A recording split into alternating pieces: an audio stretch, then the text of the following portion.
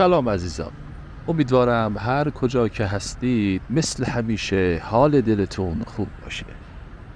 براتون یه ویدیوی پیاده روی تهیه کردیم که امیدوارم ازش خوشتون بیاد.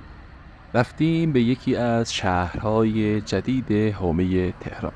درسته که اسم شهر جدیده، ولی توی این چند سال گذشته خیلی پیشرفت کرده و خیلی هم بزرگ شد. این شهر جایی نیست جز شهر جدید اندیشه.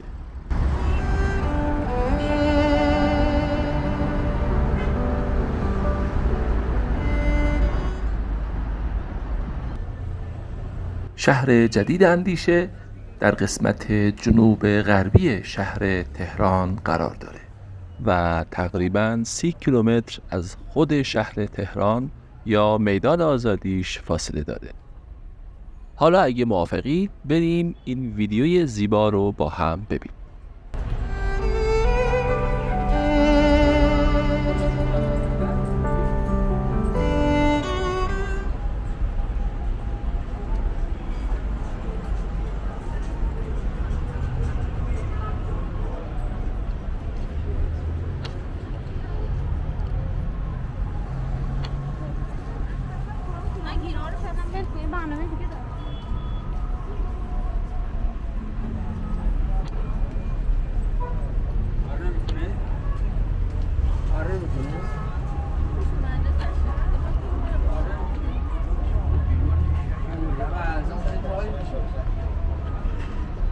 خب عزیزان، اگه تا اینجای ویدیو ازش خوشتون اومده ممنون میشیم که کانال ما رو لایک و سابسکرایب کنید.